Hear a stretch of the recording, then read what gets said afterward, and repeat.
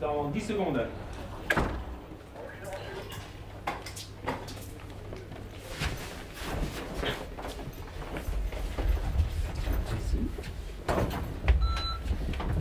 Plutôt c'est Paul-Henri qui va rentrer en premier. Marc, pardon.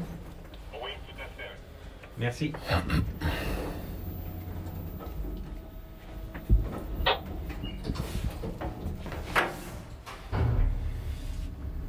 Il est beau ce coq là. On est neuf cette année. Niveau tenue. Ouais. Il est très beau, je trouve. C'est pas mal. Règle chaussée. Il n'y a que toi qui as ça.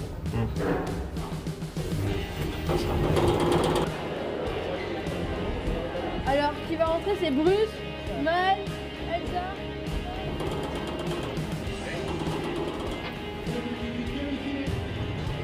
Le fait qu'il y ait beaucoup de Français, alors souvent on dit c'est le national.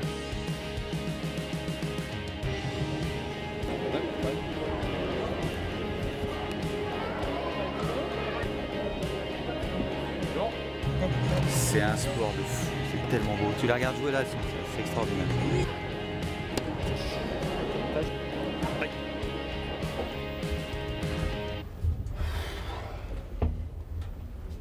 Il est quelle heure là 15h40 je crois. 38. 17h. Bienvenue dans Près de chez vous, tous les jours à 17h, cette émission vous fait découvrir notre région comme vous ne la connaissez sans doute pas. En plateau, nos journalistes échangent avec leurs invités pour parler de notre regard sur la culture, le sport, côté vestiaire, l'innovation et l'environnement, ou bien même le patrimoine touristique de notre région. Bonjour Sophie. Bonjour Jean-François. Tout va bien? Écoutez, tout va bien. Un plateau féminin aujourd'hui avec vos deux Exactement. invités. Alors, près de chez vous, en Lozère, nous allons descendre les gorges du Tarn, du pont de Quézac à la sortie du détroit des Baumes. Nous allons découvrir le petit village de Castelbou, connu pour sa légende coquine, le village de Saint-Élimie et son veilleur de nuit, ou encore le village de Saint-Chély-du-Tarn avec sa magistrale cascade. Avant de retrouver Sophie et ses invités, je vous propose tout d'abord de regarder ce reportage. On se retrouve en direct sur le plateau avec Sophie et ses invités dans 4 minutes. Bonjour, bienvenue en Languedoc-Roussillon. Aujourd'hui, je vous amène dans les gorges du Tarn, au cœur de la Lozère et surtout au cœur du grand site Gorges du Tarn de la Jonte et des Cosses, inscrit au patrimoine mondial de l'UNESCO.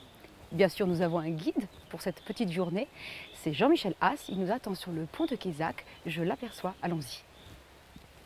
Bonjour Jean-Michel, merci d'être venu. Mais pourquoi nous avoir donné rendez-vous sur le pont de Quézac? Bonjour Sophie, sur le pont de Quézac parce que c'est le premier pont sur les gorges du Tarn. C'est le plus vieux, je vais te montrer. Oui, allons-y. On peut dire que c'est le début des gorges du Tarn qui descendent jusqu'à Millau en vrai, mais là nous on n'ira que jusqu'à la Malène. Oh, j'aimerais bien me baigner là, Jean-Michel. Oui, mais on n'a pas le temps, on doit aller à Castelbouc. Allez, on y va d'ailleurs. Allez, bon, t'avances. Allez. Donc ici, là, on est à Castelbouc. Alors, il y a une légende qui dit que les hommes étant partis aux croisades, le seigneur Raymond, il s'appelait Raymond, est resté seul avec toutes les femmes du village. Donc, au bout d'un moment, il y a eu un manque, comme on dit. Les femmes sont venues le voir et lui ont dit « Raymond, il faut faire quelque chose ». Et il est mort à la tâche. Et depuis, la légende dit qu'il y a un bouc de temps en temps qui flotte au-dessus du château. Le lieu s'appelle Castelbouc.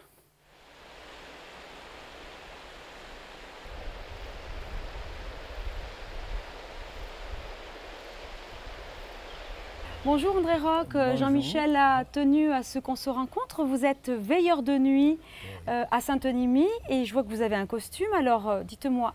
C'est un costume moyenâgeux. Un petit peu notable, un costume de notable. Et j'étais chargé le soir de fermer les portes du village compte tenu que le village était fortifié. Alors pourquoi vous avez voulu nous amener sur cette place au beurre? Parce que cette place, son nom vient du fait que c'était les femmes du pays des deux Cosses qui venaient troquer leurs produits, à savoir le lait, le beurre, le fromage de brebis et la laine. Parce que sur le Cosse, ils n'ont pas d'eau. Donc, ils troquaient la laine ici. Les femmes du village lavaient la laine, la préparaient, la conditionnaient, la tricotaient. Et ensuite, ils réchangeaient contre d'autres produits du COS.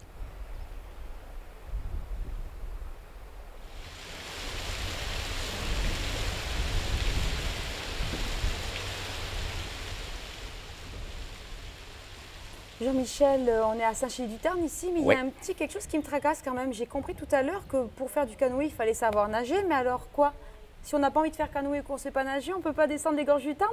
Il y a une solution miracle. Tu vas jusqu'à la Malène. À la Malène, il y a des barques où tu es assise tranquillement, tu n'es pas mouillé. C'est les autres qui pagaient pour toi, en gros. Et tu visites les détroits et on t'explique toute la beauté de la chose. Voilà. On y va? Ah non, non, moi j'ai trop peur, moi je reste Bon, là. on se quitte ici alors? Oui. Donc bonjour, vous êtes avec les bateliers des Gorges du Tarn. Donc on permet de faire une balade en barque, autrement que par le vieux canoë. Et on va pouvoir prendre des personnes, des enfants de bas âge jusqu'aux très vieilles personnes. Donc ça permet de découvrir ces Gorges du Tarn, un endroit magnifique d'une autre façon. Avec les explications des bateliers, des enfants du pays. On arrive à l'entrée des détroits, la partie la plus étroite des Gorges du Tarn, une partie quasiment inaccessible à pied, du fait qu'on soit enclavé entre deux grandes falaises. Le meilleur moyen d'accès, c'est par le bateau ou le canoë.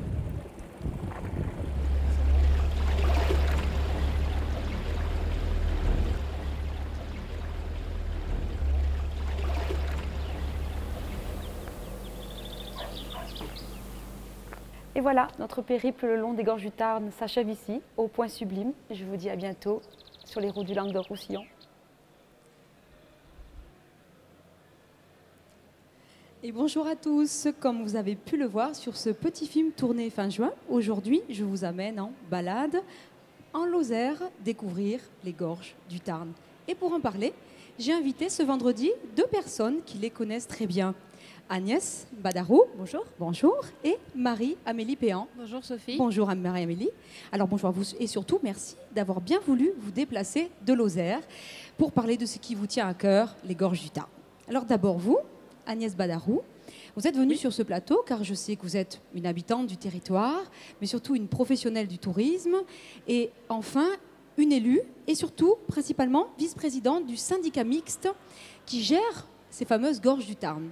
Alors, nous en reparlerons ensuite. Vous, Marie-Amélie Péan, vous êtes chargée de mission dans ce même syndicat mixte et vous êtes en charge de l'opération Grand Site des gorges du Tarn, de la Jonte et des Cosses. Et là aussi, nous allons en parler pendant cette petite demi-heure. Mais tout d'abord, je me tourne vers vous, Agnès, pour parler de ces gorges que vous connaissez si bien. Et première question, forcément, pour ceux qui ne connaissent pas. Prenons par exemple Montpellier comme point central. Combien de temps il faut pour y aller et par où peut-on passer? Oui, alors c'est vrai que les gorges du Tarn en fait sont tout à côté de Montpellier. Il s'agit de prendre le plus simple, c'est de prendre la 75, de sortir à la Canourgue et ça fait à peu près 2h30 pour y aller. Donc c'est une route assez facile à trouver et assez simple. Et finalement, c'est pas très loin. 2h30 pour aller dans les gorges du Tarn, mais c'est à côté? Oui, c'est ça, c'est tout au nord de la région Languedoc-Roussillon.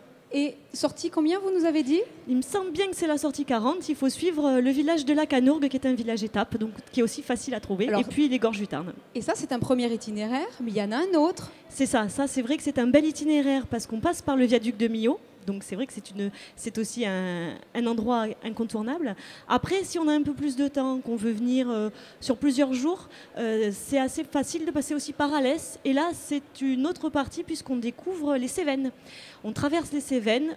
Le mieux, c'est de passer par la corniche des Cévennes, qui est quand même un itinéraire de crête qui offre un paysage vraiment magnifique. Et c'est là que le paysage est désertique, un C'est peu, ça. on se croirait Alors, dans les steppes de Mongolie. On commence d'abord par les vallées cévenoles et les routes de crête, Oui. avec les bruyères, le schiste. Et ensuite, effectivement, il y a un petit plateau calcaire qu'on traverse et on a vraiment le sentiment d'être en pleine nature. Oui, et dans les steppes de Mongolie, moi je trouve. C'est ça, oui, Hein? tout à fait. Il suffit qu'il y ait les chevaux de Przewalski. Oui, c'est ça, on est tout à côté, effectivement. sais. Oui, oui, oui. Donc ça, c'était le deuxième itinéraire. Oui. Donc, 2h30 pour aller dans les gorges du Tarn. Mais donc, les gorges du Tarn, elles débutent en Lozère, mais concrètement, elles vont jusqu'où? Oui, c'est vrai qu'il y a souvent mépris sur les gorges du Tarn. En fait, les gorges du Tarn, au sens strict du terme, comme on le voit effectivement dans le film, là, on les situe généralement entre le pont de Quézac et le pont du Rodier. Ce qui correspond Le pont de Quézac et le pont du Rosier. Rosier. C'est la partie en fait la plus spectaculaire en termes de paysage et la plus étroite. Donc ce sont des falaises calcaires et une route qui longe les gorges et les villages qui s'y trouvent. Mais c'est vrai que le Tarn prend sa source en fait en Lozère, dans le massif du Mont Lozère à côté du pont de Montvert, et ensuite coule dans les gorges du Tarn et au-delà comme on le sait.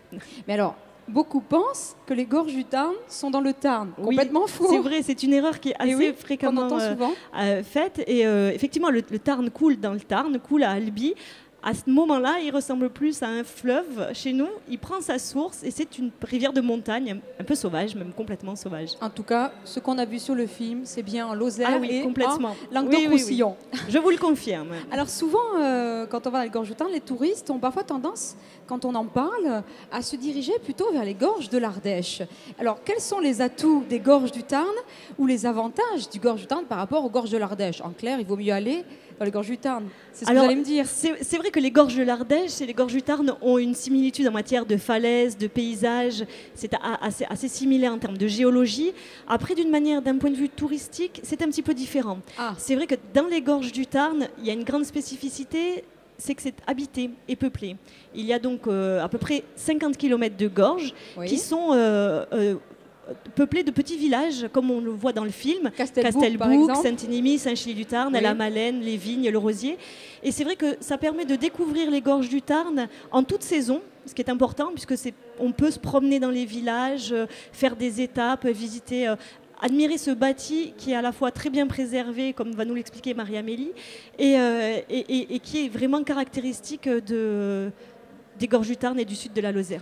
Alors justement sur ce film, donc on voit une partie des gorges. Donc le film il débute à Quézac, comme on a vu sur le pont, et s'arrête après le cirque des Baumes.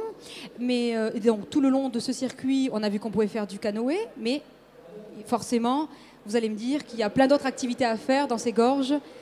Mis à part le canoë. Oui, tout à fait. C'est vrai qu'on pense souvent, comme dans les gorges de l'Ardèche, à faire du canoë, des activités de baignade l'été en famille, ce qui est tout à fait le cas. Il n'y a pas de problème. C'est agréable. Mais c'est vrai qu'on oublie souvent qu'il y a pas mal d'autres activités.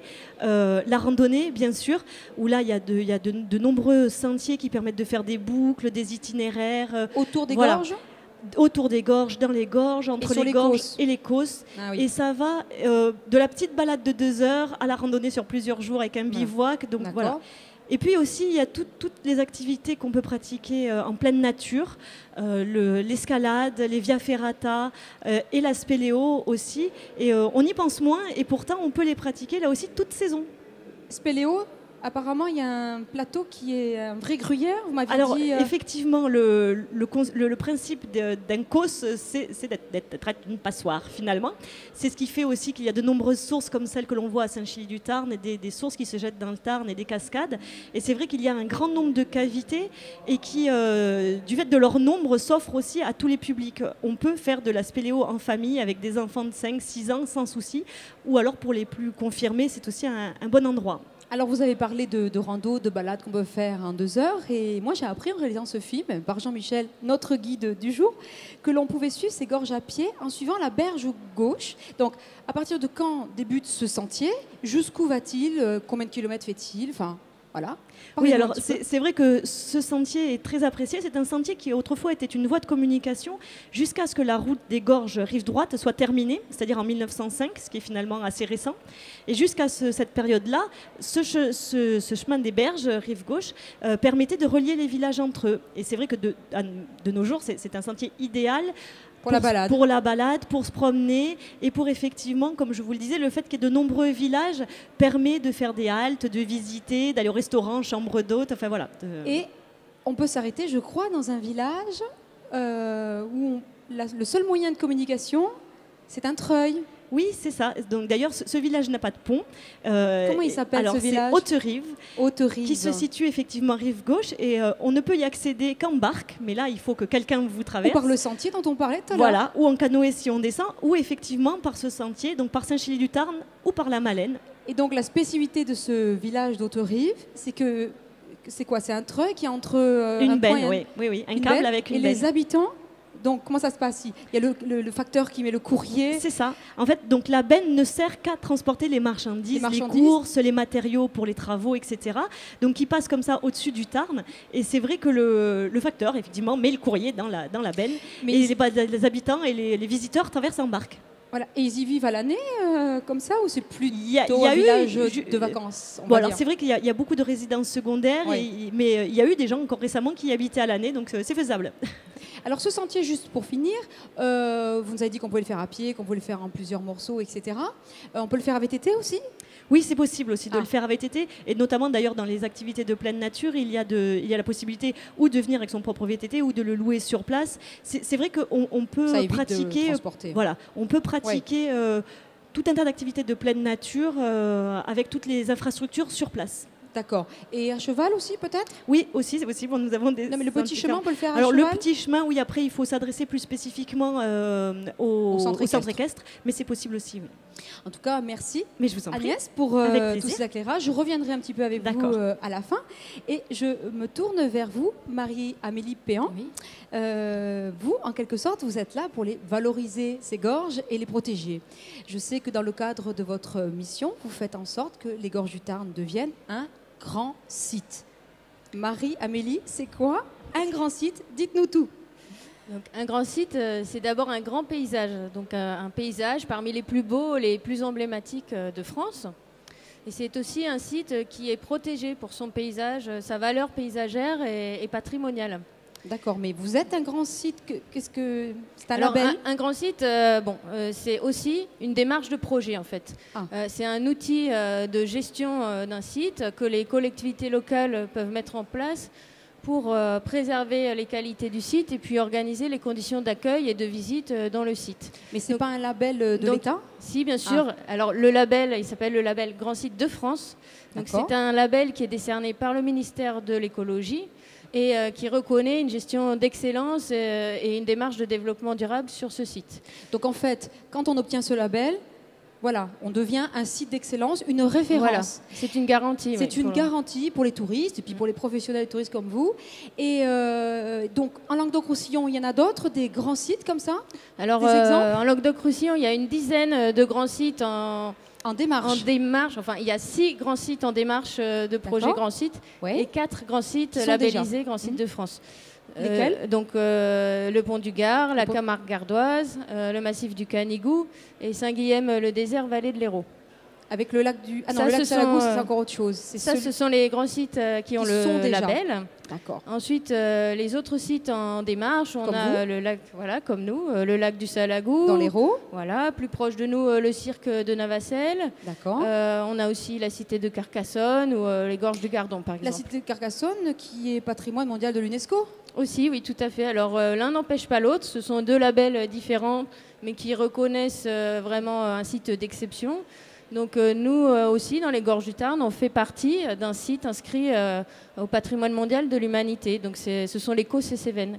Ce qu'on disait en début de film. Tout à fait. Alors, est-ce que vous pouvez nous donner des exemples? Qu'est-ce que vous faites pour obtenir ce label? Donc je sais que l'État vous impose justement un cahier des charges. Alors, c'est quoi votre job justement? Oui, donc c'est aussi d'être l'interface entre l'État et les collectivités, parce que c'est avant tout un projet qui doit être mené par les collectivités locales. Qu'est-ce que vous faites? Donc concrètement, divers types d'actions. On a notamment beaucoup travaillé sur la signalétique des activités commerciales et touristiques, parce que ça c'est important pour se repérer dans l'espace. Donc tous les panneaux sur tout le site autour des gorges du Tarn. Et on fait en sorte que ces panneaux soient homogènes et qui s'insèrent bien dans le paysage, parce que sinon la publicité... Oui, c'est vrai, parce que comme l'explique Marie-Amélie, c'est vrai que les gorges du Tarn, c'est un ensemble qui est vaste et qui est peu peuplé, ce qui fait son charme d'ailleurs, parce que la nature y est belle et préservée. Et c'est vrai que pour les visiteurs, le travail de Marie-Amélie est très important, parce que ça permet vraiment, grâce à cette signalétique et aux travaux qui sont mis en place, de pouvoir se promener dans un espace qui est à la fois préservé et qui du coup permet des vacances qui sont idéales, avec ce qu'il faut pour trouver ce qu'on cherche. Aussi des informations, des panneaux d'information, de lecture du paysage notamment. C'est très important pour l'accueil. Et on peut aussi éditer des supports de communication. Donc on a réalisé ce petit livret Le carnet du voyageur, grand site des Gorges du Tarn, de la Jonte et des Causses. Qu'est-ce que c'est que ce carnet Alors vous allez ça, apporter? c'est un carnet qui montre différents circuits à réaliser en voiture, en fait, à la journée ou à la demi-journée. Et le but vraiment de ce livret-là, c'est d'inciter les gens à découvrir l'ensemble du grand site, puisque c'est un territoire très vaste, on l'a dit, sur une vingtaine de communes. Donc ça leur permet de sortir un peu des sentiers battus et d'aller à la découverte du grand site. Vous voulez dire quelque chose, Agnès, je sens? Oui, c'est vrai que ce document, moi je le recommande à tous... Vous pouvez le montrer, allez-y. Je le recommande à tous les Montpelliérains qui ont envie de se promener en court séjour, sur un week-end, juste pour prendre un bol d'air, parce qu'il offre la possibilité, il est complet et ça permet de découvrir la région des Gorges du Tarn et du site classé en toute saison. Parce que ce sont des circuits à faire en voiture. On a parlé de sport, d'activités de pleine nature, de randonnée, mais c'est vrai que même en dehors de la période estivale, ce guide vous donne toutes les informations. Pour vous promener, découvrir les Gorges du Tarn. Il est gratuit? Oui, bien sûr, il est gratuit. Et j'ai vu que vous aviez mis sur le stand de la région tout à l'heure. Exactement, on en a apporté à disposition. Sur la foire peuvent le retirer. Voilà, ça fait une idée de promenade pour le week-end. Voilà. Et sinon, on le trouve dans les offices de tourisme. Oui, bien sûr. Oui. Une fois sur place, vous le trouverez sans problème. Alors je sais, Marie-Amélie, qu'une chose qui est importante pour les habitants et les touristes, c'est la qualité de l'eau. Forcément, quand on se baigne à la Gorge du Tarn, on a envie que l'eau soit propre. Et je sais également que votre syndicat mixte travaille beaucoup sur la qualité de l'eau des rivières. Alors qu'est-ce que vous faites exactement pour cette eau, pour qu'on puisse se baigner en toute tranquillité l'été? Oui, donc effectivement, on a la chance, Sophie, d'avoir une rivière de très bonne qualité et très peu polluée. Donc l'enjeu est vraiment de maintenir cette qualité de l'eau des rivières et donc qui permet aussi une baignade en toute sécurité. Donc pour ça, il y a différents types d'actions qui peuvent être menées, aussi bien la gestion des berges de la rivière que l'amélioration des systèmes d'assainissement des eaux usées pour les habitations ou les villages. Le suivi des espèces qui vivent dans la rivière. Bref, ce que vous me dites, c'est qu'on peut se baigner dans les Gorges du Tarn, on peut se baigner dans les rivières qui sont tout autour. Vous y veillez, on va dire. Oui, c'est ça. C'est vrai qu'il faut reconnaître qu'il y a un gros travail qui est fait, un travail de fourmi en coulisses pour proposer un lieu qui est exceptionnel pour passer des vacances, un séjour, des promenades et pratiquer les activités en toute sécurité. Alors, je voulais finir en m'adressant à vous, Agnès. Vous êtes professionnelle du tourisme. Alors, une petite question. Qui vient dans les Gorges du Tarn? Les habitants du Languedoc-Roussillon, des Français, des étrangers, des Montpelliérains? Alors ça, c'est une question qui est difficile parce que ça dépend de la période de l'année, mais c'est vrai qu'il y a beaucoup de monde qui vient, des étrangers, des Nord-Européens, comme dans beaucoup d'endroits, des Français, beaucoup de Français de toute la France. Et c'est vrai que étrangement, moi qui ai le contact avec les visiteurs au quotidien, je me suis rendu compte que ce sont les Montpelliérains qui connaissent le moins la Lozère et les Gorges du Tarn, ce qui est quand même un comble. Donc, votre dernier mot, on va dire, pour clôturer ce plateau, qu'est-ce que vous avez envie de dire aux Montpelliérains qui vous écoutent sur les Gorges du Tarn? Alors, je les invite donc à prendre un des 2 itinéraires dont je vous ai parlé au début et de venir découvrir les Gorges du Tarn qui sont tout près de Montpellier et qui offrent un bol d'air incomparable pour les gens de la région. Alors, vous savez ce que ça veut dire quand Jean-François s'approche de moi? C'est que ça veut dire que là, il va falloir conclure. Donc, en tout cas, c'est dit. Agnès, désormais, la balle est dans votre camp. Vous, téléspectateurs, c'est décidé. Hop, direction les Gorges du Tarn, ces petits villages et ces descentes en canoë pour vos prochains week-ends ou vacances au vert. Agnès et Marie-Amélie, encore merci d'être venues de Lozère. Avec plaisir. Que 2h30 pour y aller. Je sais que vous avez de la route malgré tout. Oui, on va. Alors je vous souhaite un bon retour et surtout, merci à vous. Merci beaucoup, Sophie. Merci mesdames, merci Sophie. J'aime beaucoup cette image lorsque vous êtes dans la barque dans les Gorges du Tarn. C'est un ravissement les Gorges du Tarn. Hein. Vraiment très beau reportage. Un reportage d'ailleurs que vous pourrez retrouver sur larégion.tv en VOD, vidéo à la demande. Vous pouvez donc revisionner ce qui est enregistré en direct en ce moment, puisqu'on est à la foire de Montpellier. Donc merci encore à toutes les deux. Merci Sophie. Notre prochain rendez-vous à 18h, dans 37 minutes exactement. On aura notre petite leçon d'œnologie avec les cépages du Languedoc-Roussillon et le célébrissime dorénavant Dominique Laporte. À tout à l'heure.